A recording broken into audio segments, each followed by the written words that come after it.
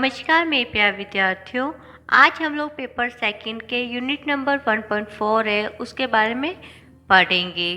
Topic का name है जल्दी उपचार के लाभ। इसमें हम लोग पढ़ेंगे कि प्रारंभिक हस्तक्षेप के जो लाभ है उनके बारे में जानेंगे। चलो स्टार्ट करते हैं आज की हमारी क्लास। प्रारंभिक हस्तक्षेप आपके बच्चे को खेल के माध्यम से अधिक सिखाने में मदद करता है। जो प्रारंभिक हस्तक्षेप होते हैं ना, वो बालकों के खेल के लिए बहुत ज़्यादा आवश्यक है, जिसकी वजह से बच्चे जल्दी से खेल को सीख सकते हैं। उद्देश्यपूर्ण खेल एक बच्चे का प्राथमिक कार्य है तथा एक बालक के मस्तिष्क तक यदि आपका बालक विकास संबंधी चुनौतियों का सामना कर रहा है तो हमें जल्दी समर्थन करना भी चाहिए और साथ ही साथ समझना भी चाहिए कि हमारे द्वारा किए गए सहायता बालक के लिए लाभदायक है या नहीं है। हमें ये भी जानना चाहिए कि जो भी हमने कार्य किए बच्चे के ये प्रारंभिक हस्तक्षेप के द्वारा वो बच्चे के लिए लाभदायक हुए हैं या फिर नहीं हुए हैं। बालक की देखभाल करने वाले प्रारंभिक हस्तक्षेप विशेषज्ञ के साथ खेलने के अवसर पर समस्या समाधान, आत्मनियंत्रण, सामाजिक और समस्या संचार के लिए बालक को हम आवश्यक कौशल के विकास की सुविधा प्रदान कर सकते हैं। सेकंड है प्रारंभिक हस्तक्षेप एक बच्चे के स्कूल के प्रारंभिक वर्षों के दौरान विशेष निर्देशात्मक सहायता की आवश्यकता को कम कर सकता है। अधिकांश बालकों को उनके आयु के अनुकूल विकासात्मक प्रक्रिया प्राप्त करने की दिशा में प्रभावी साबित हो सकता है। अर्थात हम कह सकते हैं कि प्रारंभिक हस्तक्षेप की सहायता प्राप्त करने वाले बच्चे शैक्षणिक तैयारी में वृद्धि और अपने साथियों के साथ बेहतर ढंग से बातचीत करने में सक्षम होने की क्षमता दिखा सकते हैं।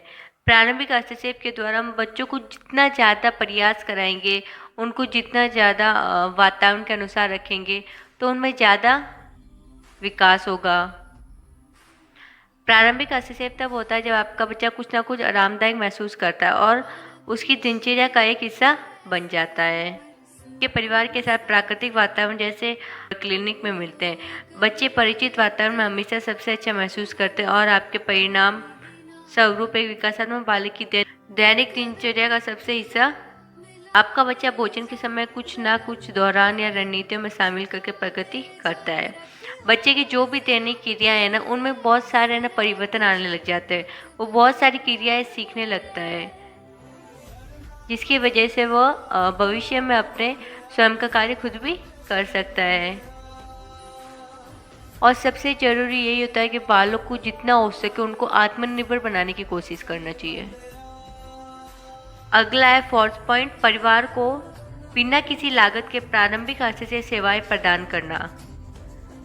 विकासात्मक असमता को दूर करने के लिए प्रारंभिक हस्तक्षेप को मान्यता प्रदान की गई है। अर्थात हम चिंता से मुक्ति दिलाने के लिए भारत सरकार द्वारा अनेक प्रकार के कार्यक्रम संचालित किए जा रहे हैं। मतलब ऐसा जरूरी नहीं है कि बालक को शिक्षा देने के लिए पैसों की जरूरत हो, ऐसा बिल्कुल भी नहीं है। गवर्नमेंट के द्वारा ऐसी बहुत सारी रणनीतियाँ तैयार की गई जिसकी वजह से बालक को फ्री में अध्ययन करवा सकते हैं। उनके विकास के लिए गवर्नमेंट ने बहुत सारे अवसर प्रदान किए हैं तथा बहुत से बच्चों को इन कार्यक्रमों के माध्यम से सहायता भी प्राप्त हो रही है और प्रारंभिक हस्तक्षेप में बच्चे पूर्ण रूप से भाग भी ले रहे हैं। और फिफ्थ है प्रारंभिक हस्तक्षेप परिवारों को अपने की वास्तविक क्षमता तक पहुंचने के लिए मदद करता है। एक माता पिता के रूप में आप अपने बच्चे के प्राथमिक शिक्षक हैं।